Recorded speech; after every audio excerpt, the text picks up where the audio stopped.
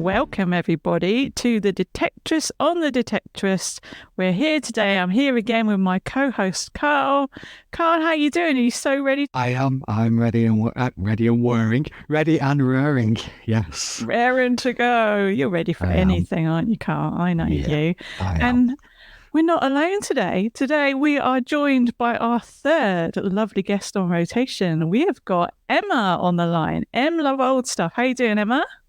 Hey, yeah, all good. Thanks for having me. Excited to get chatting. Yeah, it's an absolute pleasure to have you on and have you on again since it seems so long now ago that we spoke on the main episode. That was like at least a month ago, right? That's a long time. It was. I've been out in the field since, and I've had people saying, "Oh, I listened to your podcast." So people have been listening. Yeah. Ah, good. Yeah, the listener numbers are going up in 20 countries now. So we're all over the world. Denmark's the latest country to join us, and international. It's fascinating. Yeah, because I see people like joining up to the Instagram, and then I can see all the wonderful stuff they're finding in their countries, and it's really interesting, I have to say. And we're all sporting, so we always go through what we're wearing on every episode. So I've got my merch, my podcast hoodie today, which is nice and warm, so it's a wee bit chilly. And Emma, I can see you've got your XP t-shirt on. Yeah. This week I'm repping XP metal detectors. That's who I that's my detector. So I thought, start off strong, repping my brand or repping my machine. So yeah. So Emma, what's your history then with the Detectorists? Did you watch it all first time round, or is this new to you now? It's not new to me. I did watch it when it first came around, and that was the one and only time I did watch it. So, kind of watched it all come out and sort of then let it be, and it's had its time. And now I'm actually enjoying re-watching it because now I'm seeing parts that I didn't see beforehand and picking up on little things, as there's a few things that I'm going to bring up today, which have been like little moments in it. But also with it being so long ago, some of it is still fresh. Like I can't remember what has happened, so that's quite nice as well.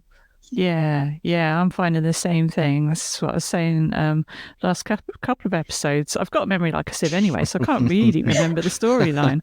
But yeah, just watching it now that I am a detectorist, it's so much fun. Really, really enjoying it.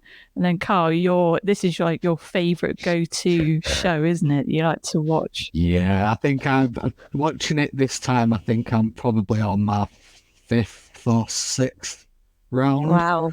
Yeah, it's one of them, like if I've got nothing to watch.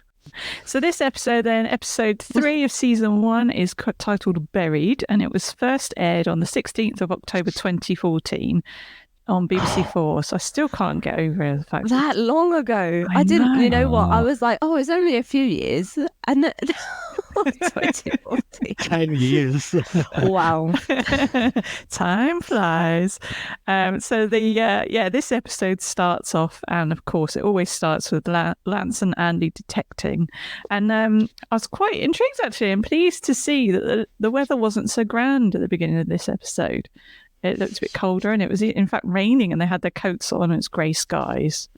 And then Andy gets his signal of the day, and I couldn't stop laughing when he dug up what it was. It's so good. Oh my goodness. The embarrassment as he throws it away as well without saying anything. Dark humour, yeah. So, of course, he digs up something, and he's wiping the dirt away, and I'm thinking, what's that going to be then? And then, yes, it's a Jim will fix it for me badge. Yeah. And we all know that what that has, the connotations that has, and we're just like, oh yeah, it's rubbish. It's the worst kind of rubbish. Unclean. So he does the only thing he can do, and the right thing, he lobs it in the nearest bush, doesn't he? Yeah. And then Lance asks him what he's got, and he's like, nothing, absolutely nothing. Oh dear. And then we pop off, we get the lovely titles, so we hear our wonderful soundtrack again by Johnny Flynn, who we will see later on in the episode, won't we? Yes, Yeah. beautiful man. Yeah. That is what I've written that in big writing. Easter egg. Easter egg. We love Easter eggs, and there's way more than I thought in this show, actually. Now we're going through it Yeah, again. there are. It's fantastic, the level of detail. And then we switch, and it seems a bit sunnier now, and I notice Lance has got his shades on, and he's pouring a cup of coffee. And Andy's getting a bit frustrated about their lack of progress on the permission, isn't he? I think that's like one of the main things he says, like, oh, I don't know if we're even in the right field. And that is when you have so much land, or like when you're going on rallies, or if you've got permission that has loads of land, I think we all have that thought.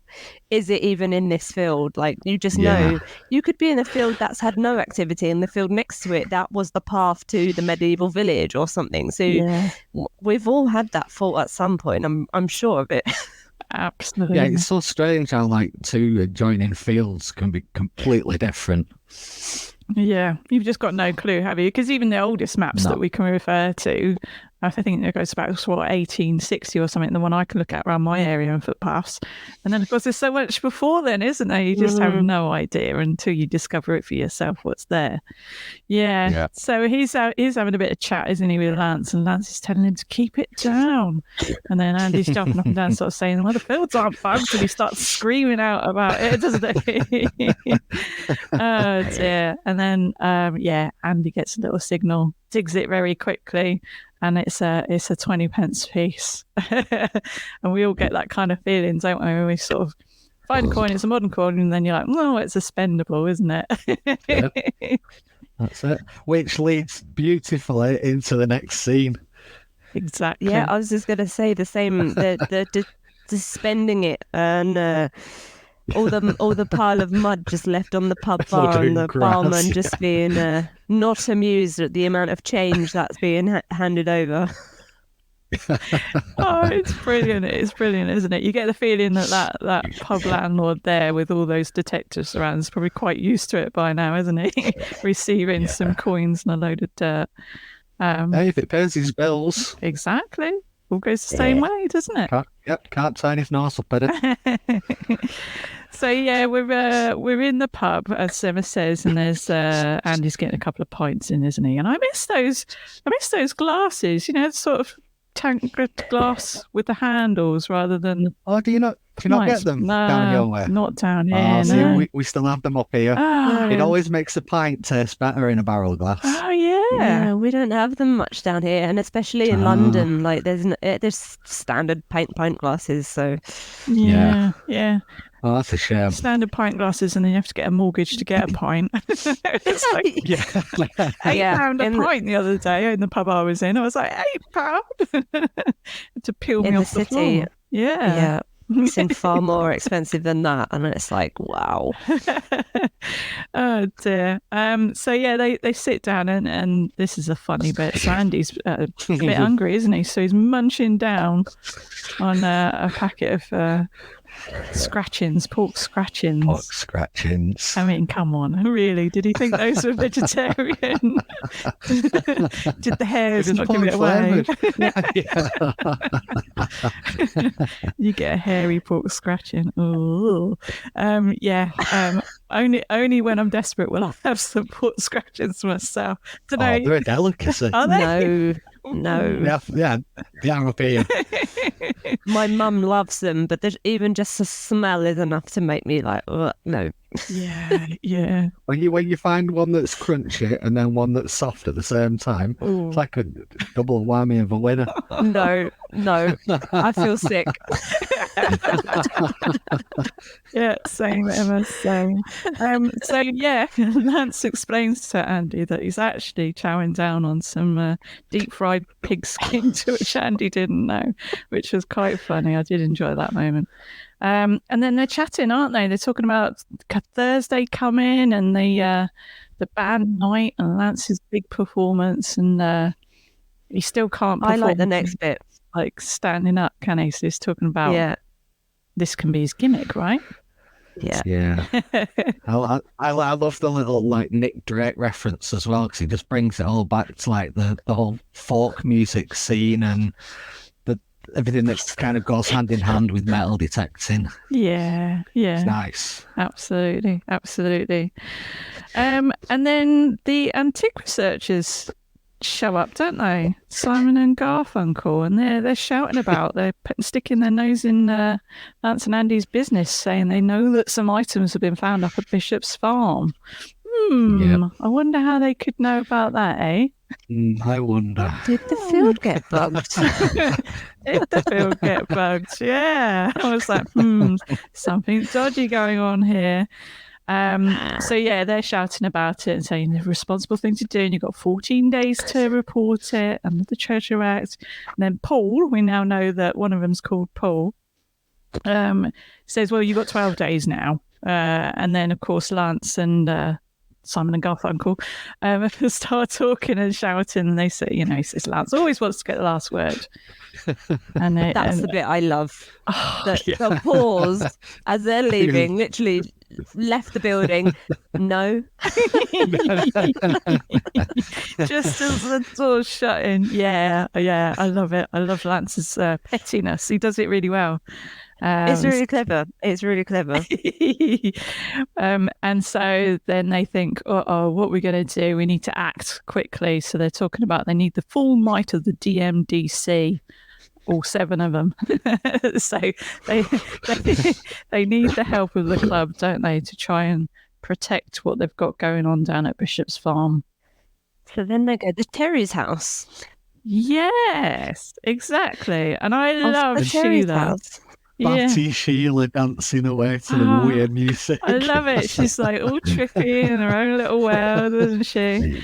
And then she starts, you see Terry, first of all, and I was eyeing up on his desk where he was cleaning up his finds and stuff and his little treasure drawers and things. And I was like, oh, yeah, very good. And we see him inspecting a hammered coin, isn't he? Yeah. That's nice to see. And then Sheila, with her eyes closed, looking up, she's going, I can see people coming. There's one short one and one big one. And Terry's going, what? And then the doorbell rings. And it was only at that moment when the doorbell rung that I realised she had her eyes closed, didn't she? So she wasn't looking anywhere to see they were coming. I got some strange sixth sense. Yeah. I was trying to work that out as well as I'm watching it. I'm like, because I've watched the episode yesterday and today, so I was rewatching that bit, like, is there a mirror in the room? Is she facing a window? Is there some sort of reflection? And it's like, it genuinely seems that she is some sort of psychic. Yes. Yeah. Nothing's ever explained about it either, is it? It's just it's just thrown in there, and we're expected to understand it. Yeah, exactly. Psychic Sheila, we love her. So the doorbell goes, and she's right enough. There is a big one and a short one, and of course it's Lance and Andy, and they've come round to Terry to sort of fess up a little bit in terms of what they've got going down at Bishop's farm, and to get his assistance and help, don't they? So first of all, they're asking Terry what he's up to, and I love this as well, this part. The writing's fantastic. And Terry explains he's doing a bit of reordering. We all do it with our finds cabinets, but he's decided to order by denomination instead of date order. But obviously ordered chronologically, obviously in domination, and they all chuckle. They're like, obviously. I was thinking, you know what? That's a chat we would have, right? We would do the same thing. We'd be like, of course, chronologically as well. Yeah. It's like, and Andy gives a smile as well. That's kind of like, it doesn't seem like it's a scripted smile. It's like one of them. Like it's an accidental. Yeah. It's like such an honest smile. Like a little cheeky, a knowing chuckle. Yeah, that's the thing. Yeah.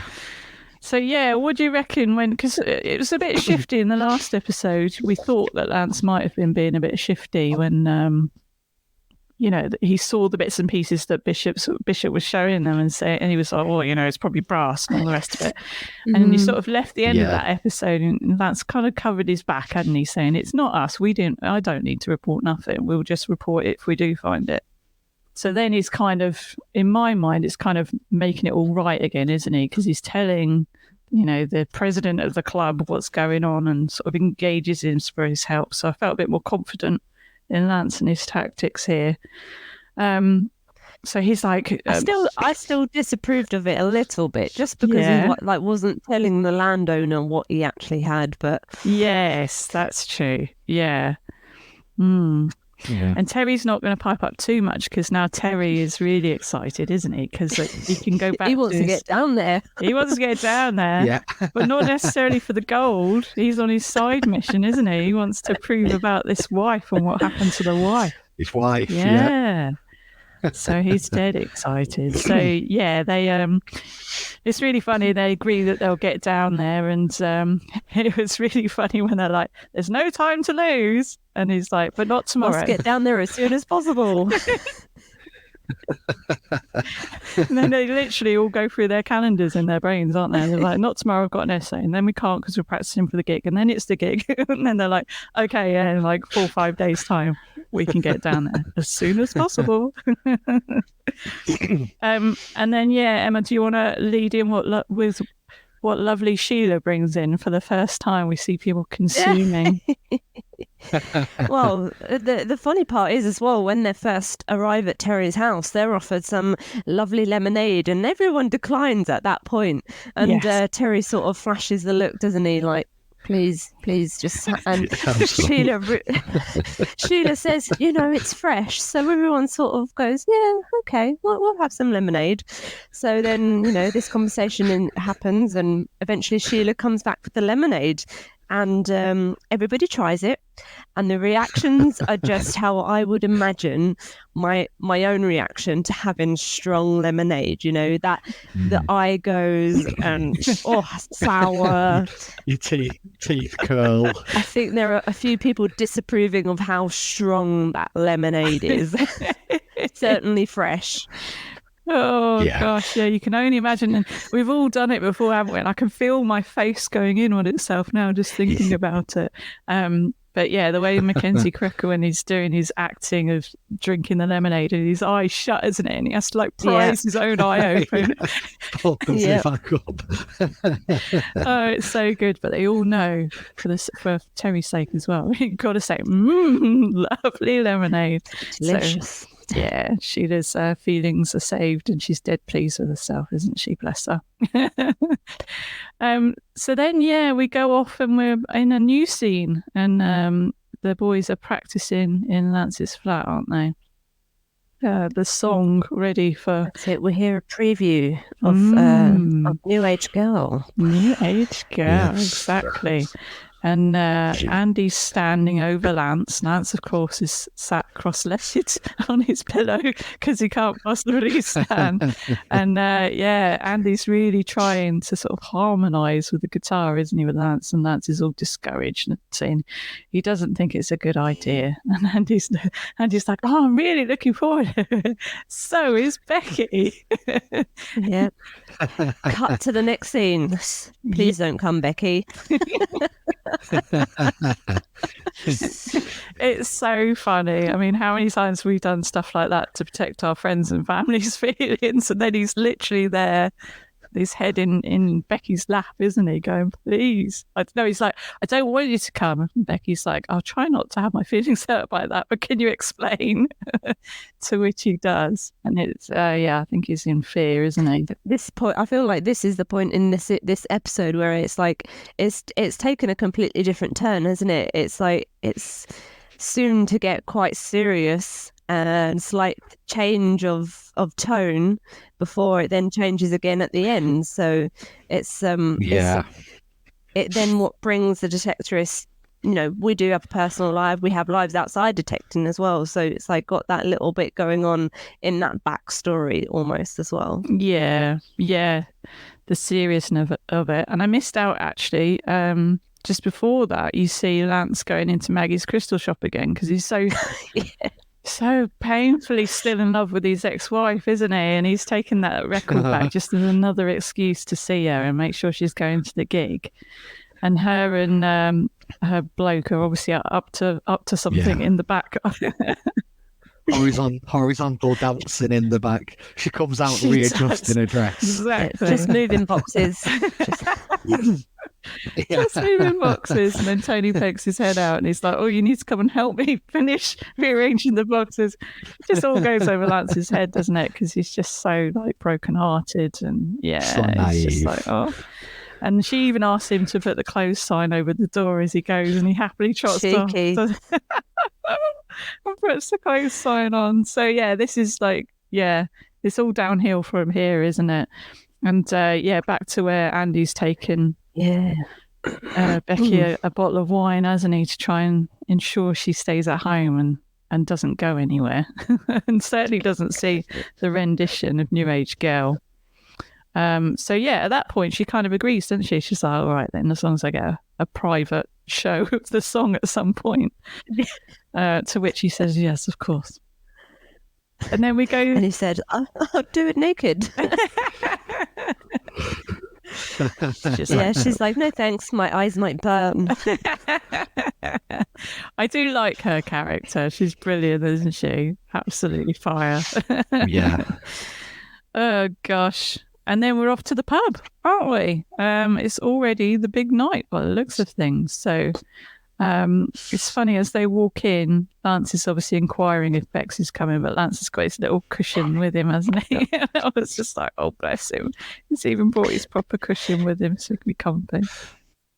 Do we not get to see Becky with the pregnancy test? It's kind of mixed within, so it sort of flips back and forth between the pub and what she's doing at home. Yeah, but they're sort of settling down. You're right, Karl. Do you want to go through what's happening at home? Yeah. So obviously, he gets the he gives her the bottle of wine, and she's sitting there, and she pours a glass, but then she's just about to drink it, and you just see her walk off into the kitchen in a bag, and you see her pull out the pregnancy test, and then it kind of like cuts back into the pub. So you think she's going to take it, but you don't actually know if she's going to or not. Yeah, exactly. You're not quite sure what's going to happen. And then back at the pub, they notice that Simon and Garfunkel have come in. So Lance and Andy, you can imagine they'll be painfully embarrassed to do their song in front of those guys, right? This is so funny the way this is all set up. So they decide jointly, don't they? They're not going to do the song. Yeah. No. Not in front of the whole Antic researchers, because they realise it's their meeting night, don't they? Just down the road. So they've come in afterwards to grab some drinks and see the music. And wow, no, not going to perform now. All four of them. Exactly. So Andy goes up to the bar, and then Sophie suddenly appears, doesn't she? And it's quite funny because it flips back, and he's obviously like throwing shade at the Antic researcher guys, and they're all head to toe camouflage, aren't they? Which really made me laugh. Oh no. So she's chatting on Sophie, and she's like, "Where are you sat?" And he's like, "I'll get you a drink." And he goes down with his two pints to where he thinks he's going to just see Lance and Sophie, right? But Lance has already confessed he had posted about it on Facebook. Yeah. And then when he goes down the steps, the whole club is there waiting. That's actually the first time that you get a bit suspicious of Sophie as well, because she comes in and she says hello, but she says it past Lance and Andy. But they don't realise that she's saying it to the Antic researchers at the other side of the bar. And then Andy says, "Oh, who are you saying hello to?" She said, "Oh, you, obviously." That's when alarm bells start ringing that she actually isn't as innocent as she may appear to be. Good catch. Yeah. Spoiler alert. We saw this potentially for people who haven't seen it. Well, it's just raised suspicion in me, that's all. It has raised suspicion. And also because he was going, "Oh, you saw Lance's message on Facebook," and she was like, "Did I?" And he's like, "Yeah, about the..." Yeah. And she's like, "Oh yeah, I did." Same thing. I was like, not sure what's going on here. Suspicious. Exactly. So Andy goes down, and then Lance confesses, definitely put it on Facebook because everyone's there to see them. So they've got no choice now. They've got to go through with it, haven't they? They've got to perform. This is the next part is when I also really relate to Sheila. Like, they there's the awkward conversation about the theme of the song, and sort of it being batted off that it's about the ex-wife, and then it's like suddenly, oh, get the drinks in, and Sheila's like, I will have a pina colada. The pina colada is a drink I absolutely love, and I'm not a beer person and I'm not a wine person, so but I know that pubs don't serve that sort of thing. So for him to go back to her and say, yeah, I don't think we're gonna have that here, but what would your next choice be? Snowball. Perfect. I love snowballs as well, so that's like, I'm Snowball. feeling Sheila's vibes in this one. It is brilliant, isn't it? Snowball. It's proper What's Christmas in a snowball? Snowball. Remind me. It's avocado and lemonade, isn't it? Is it? Yeah, and I always put a dash of lime in as well. Wow. Yeah, Nice. lime juice. So I've literally just ordered some on my shoppings. We're going to a Christmas party next week, and I'm in charge of the snowballs. Lovely. It's basically just like a fizzy eggnog. Is it? Okay. Yeah, easy to drink then. Dangerous. Give you a hangover because you drink too many. Awesome. Still not for everybody though. So not everybody loves them. Yeah, I tend to like anything with alcohol in me, so I'm sure it'll be fine. Oh dear. So Sheila puts her order in with Russell, who's getting the round in. So he's off to try and find her a snowball after all of that. Is that the same scene where Russell's just looks over at Hugh and just before Hugh even gets a chance to says cock? Yeah. Bless you. And then we flash back to Becky at home. So she's gone to do the pregnancy test at this point. That's the bit you're referring to, Karl. And it's funny because she sort of puts the glass of wine down and it's like, because she's obviously got suspicions in her mind. Then she grabs the test. Yeah. Then she does have a big glug of wine because at this point she's not pregnant, right? So she's like, I'm going to have a last glug. And then you see her walk off to go and do the test, presumably, I'm supposing. And then we come back to the pub. And this is where the band night sort of kicks off. And you get introduced to Johnny Piper. And of course, we know Johnny Piper. Who is Johnny Piper? Yeah. He is Mr. Flynn himself. That's his stage name. Mr. Johnny Flynn. So he cracks on and starts singing the Detectorists song, doesn't he? And everyone's watching. And it's beautiful. I mean, everyone's just lost in the magic of his voice. Imagine having to follow that at an open mic night. I wouldn't even bother. I'd just go home.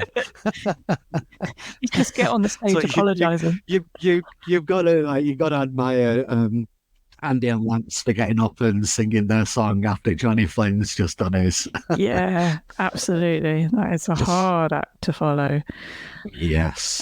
But it's at this point when he's singing the Detectorist song that you cut back again to Becky, who's sitting down, sort of staring. She's got the test and she's looking at the test. So at this point we don't know what's going on with the test. But then she's looking at the floor and she sees something hanging out of Andy's coat pocket, doesn't she? Yeah. And it's the beer mat with a number on, and that sinking feeling. I've had that sinking feeling before. I'm sure a lot of people have. And she's just like, what is this?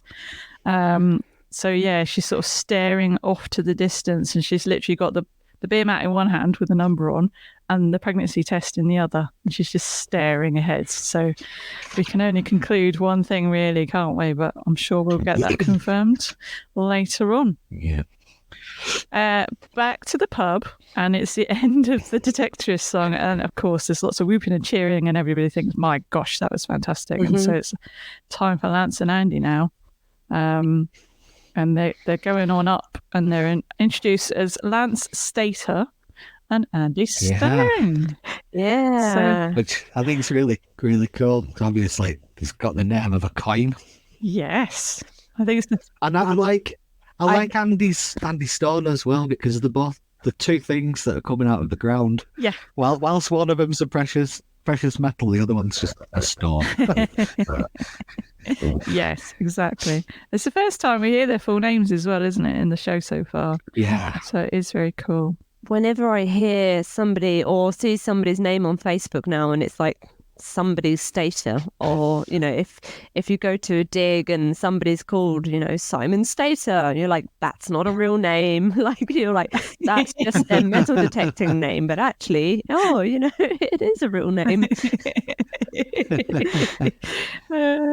I do love all our handles. But you remember the old CB radios, and you have your handle when you talk on the CB radio. So we've all got that in our sort of metal detecting. So many people I chat to on Instagram, and it's like, it's a random name, like beeper man or beeper girl. Like, I don't actually know what your name is. Dear beeper girl.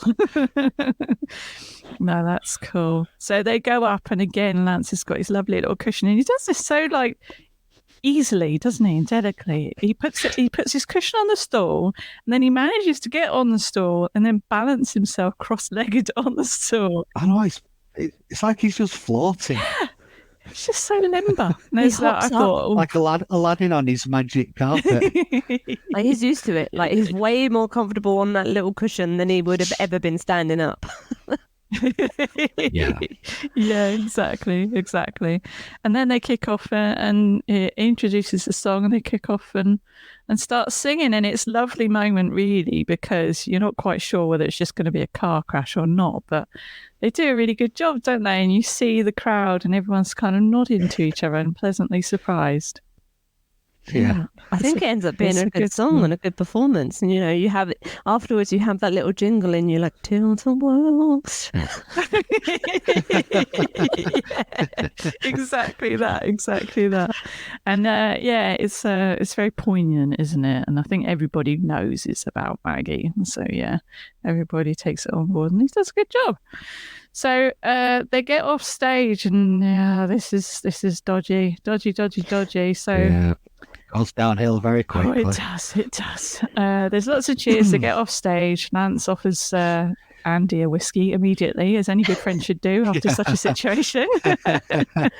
Does the right thing. And Andy sits down, and of course Sophie comes in and grabs his hand and does not let go, does she? When she's chatting to him, saying that was so good. And Andy doesn't like pull his hand away, does he? He's just like, oh. No, he doesn't. No. He just sort of leaves his hand there. And she's sort of saying it was so good. And then Sophie's being a bit funny, asking about Lance and whether he's got piles. And then he explains that he has to sit cross-legged, so otherwise he can't play. And then Sophie's like, that's brilliant. I do like the way Sophie comes out with stuff. And then all of a sudden there's a shadow, isn't there? And Sophie sort of looks up and goes, hello. Yeah. And it's Becky. Becky's come to the pub just at that moment. Yeah. And like, it's such a moment where, because Sophie doesn't know who Becky is yet, so Sophie's all completely innocent and like, oh, who's this lady? Like, someone's come to say hi. Doesn't even know that it's Andy's girlfriend, so awkward. Yeah. And Andy made it even more awkward trying to introduce them to each other. Every time he forgets who Becky is. Every time he's so flustered. And he sort of does that like whipping his hand away thing. And, Becky's not simpleton, is she? She can see what's happening. She can see holding hands happening as well. So she's like, oh, hello. And Becky's like, hi. And then she said, yeah, I was, you can see Becky's just brilliant when she's in a mood. She's like, yeah, I was bored and that wine was a bit shit. I love it. And then what I love is it pans to the rest of the club that sat there, and they're all watching it. Yeah, they're all just staring. If there was popcorn, there would be someone eating the popcorn going, whoop. It's going to be good. So Andy, obviously gets all his tongue tied and all the rest of it because he knows he's in trouble. He already knows he's in trouble, but he offers her a drink. This is Becky, and he runs up to the bar, but Becky goes, "Oh, I just have an orange juice." So again, that's pointing us, isn't it? And even when like Andy's really surprised at that moment, it's like, oh, really? Like. Just like, oh, you're going to have an orange. You're here and you're going to have an orange juice. Oh. It's a bit weird. So yeah, anyway, he runs off because he wants to be a good boy at this point and get a juice as quickly as possible. And he goes up to the bar, says to Lance, "Oh, Becky's here," and then tries to order the drink. And then Becky's coming back out the way, isn't she? She's walking back past, and she's like, "Actually, I've had a change of heart," and off she goes. And you're thinking, "Oh, that wasn't that bad, was it? That was relatively painless." I was calm. And then comes one civilized. How civilized. And then comes one of those fantastic moments. And again, I proper guffawed out loud at this. So Andy sort of grabs what he's got drink-wise and walks around the corner. And again, you get that shot of the club. And the club's just all open mouth. They all look shocked and stunned. And you're thinking, what's going on here? And then it pans, doesn't it? Yes. And what state might you say Sophie is in? How could we describe it? Dripping. It's like what we'd look like if we'd been out metal detecting in the rain. That is a good way of putting it. So Sophie is absolutely drenched, and she's obviously worn a couple, one if not two, we'll later find out, 3 pints over her head. And Becky's done a right number, hasn't she? Because she's realised this is Sophie. You can just like, you don't get to see it, but you can imagine her just like picking one of the glasses up from in front of someone, throwing that, then going to the next person, throwing that one, and the third one. Yeah. And they're all just sat there watching her do it. Stunned. It's the most activity the pub's probably ever seen. Yeah, exactly. And Sophie's just kind of wringing out the front bit of her fringe and just goes, "She was nice." She's just so mild mannered, isn't she, Sophie? She's just accepted it and taking her punishment from Becky. So Andy realises what happened and he just legs it out the door, doesn't he? He tries to run after Becky and make it right, and she is not happy. She storms into a car. It doesn't look good. It doesn't look good for Andy, does it? Because in Becky's world, she's been uninvited from the bash, and then she's found the beer mat with the number on, and then she's gone to the pub and seen them holding hands.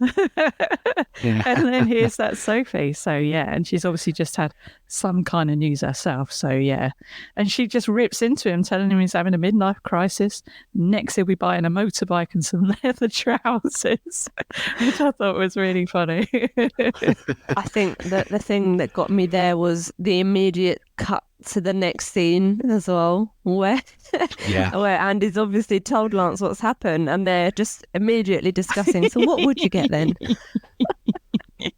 That's great, isn't it? And it's a true mark of what friendship they have. And that's what we all do, isn't it? We'll tell our best mate, we'll be like, and this happened and this happened. And then you try and find some humour in it, don't you? I think he says Kawasaki or something else, but I couldn't catch the name of the other type of bike he would have. Yeah. Something else. So they're off, they're walking in a field, and they're meeting up with Terry, who claims, I love Terry, he claims he's a little bit late due to flamenco class. I was like, what? We all know that's Sheila's idea. Yeah, she likes to get him dancing, that's for sure. So as we said earlier, Terry's got an alternative motive, hasn't he? Yeah, he wants to help out with the gold and keeping the antiquities searchers away, but he's got one mission and one mission only. Yeah, he wants to find out. To search that paddock. Exactly. And then he brings out the old walkie-talkie. Yeah, I was just going to hop back to, I like the way he's so suspicious about this field. He's like, why does he not want us to go down there? Oh, that's obviously where she is. And it's like, we must start in that other field. Like, that, and then, towards the end, we perhaps find out why. Yeah, we perhaps find out why. But he is a man on a mission. So he hands over a radio, walkie-talkie, and explains to Lance and Andy that you have to say over when you're finished talking. That's the number one rule. So yeah, they go off. You see Terry marching off in the direction where he's been pointed to, this field where you shouldn't go, and he's decided, hasn't he, Terry, that he'll just plead ignorance should he get caught by Bishop. He'll be like, "Oh, sorry, I thought I was in the right field." Da da da da da. And then naughty, shouldn't do that, naughty Terry. But yeah, he wants to find the wife. So you get the sort of scene. It's a lovely little scene, this, isn't it? And they're all sort of walking around, and I was just kind of getting the feels, going, "Oh, that looks like a lovely detecting day." Yeah, and you see Terry finding wrappers and all that kind of stuff. And Lance is obviously telling Andy about the latest quiz show he's been frustrated with, hasn't he? And he's talking about how this guy couldn't even get the general knowledge question right. And yeah. What was it? What is the national flightless bird of the New Zealand? Something like that. And he says the chap says a kangaroo. Yeah, exactly. It's just like, no. Lance does not like a silly quiz show answer, that's for sure. So yeah, and then you cut back to Terry, and he's digging a big hole, isn't he? And he's obviously searching for something at the bottom of the hole. And it's one of those type of holes that when you see someone like that, you're thinking, I always look over and think, what have you got there? You're sort of digging down to a pipe or something. And yeah, they called up Terry and said they're going to... I always think deep iron. Deep iron, exactly. Yeah. So this is hilarious as well. Just the comedy timing, the writing of this. Mackenzie Crook deserves all the awards he got, but yeah, Lance calls on the radio, doesn't he? Because he's saying that they're thinking about calling it a day. And then you see Terry just standing there with a serious look on his face, not doing anything. And then you realise it's because Lance hasn't said over. Yeah, and it cuts back and he just says over. Yeah, I love that. And it's a really nice long pause, isn't it? It's good, like 15, 20 seconds. Fantastic. So he says that, they're thinking about calling it a day. And then Terry says, he's got a target quite big and deep, probably a pipe or a gatepost or something. He's going to check it out anyway. So the boys are like, yeah, all right, we'll call you back in 10 minutes because we're thinking about going to this pub. Oh, yeah. And then you see, don't you? And I think the first time I watched this and this time, when Terry starts slamming his spade into the bottom of the hole, I suddenly thought, uh-oh. Oh, gosh. Anyway, you see the boys, Lance and Andy, and they're sort of detecting towards the camera, and then there's a big explosion in the background, isn't there? Boom. You just see this massive cloud of mud. Yes, exactly. And bearing in mind, they didn't hear the flight path when the red arrows or whatever went over them. No. So they must have felt it. I don't think they had the headphones on at this point. So I think they were did, just talking. Yeah, you see Andy and they put them back on. Yeah, they got them back on. Oh. And Andy kind of takes his headphones off like that, and then he turns around and sees the smoke. We see the cloud and goes, "Oh shit!" Perhaps this is why he said not to go down to that field, because they know that there's ordnance there. Yeah, exactly. Only Bishop had said something, and that is the end of the episode. So yeah. A really exciting episode, and where it's quite joyful at the start, it really takes a turn, doesn't it? And there's a lot of unresolved bits and pieces going on. And what's happened to poor old Terry? Yep. Cliffhanger if there ever was one. I know, right? Yes. And in the olden days, in 2014, you actually had to wait a week to find out. Luckily now, you can just press play on the next episode, which we will do next week. So Emma, thank you so much for joining us. I hope you enjoyed sort of reviewing the episode. Nice to know you're such a big fan of Sheila and Pina Coladas. I will mental note that for any time we go out, Pina Colada, we must go to a place of Pina Coladas. Although I still struggle to get snowballs at pubs as well. They don't often do those either. Oh, really? Not down the south anyway. So luckily I've learned to like cider, so more simple and easier to get than a pina colada. Yeah. Brilliant. And Emma, we're going to see you again, aren't we? I think you're on episode 6 of season 1. Am I right? Yes. I don't know how much, I don't have the schedule in front of me, but in a couple of weeks. We're going to see you in a couple of weeks' time. But thank you so much. I hope you have a lovely week. Karl, I'm very excited. Thanks. Next week, we will be back on with episode 4 and Ellie, Miss Detectorist. Yes. So I look forward to that. Yeah. And dear listener, make sure you're keeping up with us. Give it a watch, and then we'll review it all together next week. All right. See you later, guys. Have a nice evening. Everyone. See you next week. Thanks, Emma. Bye.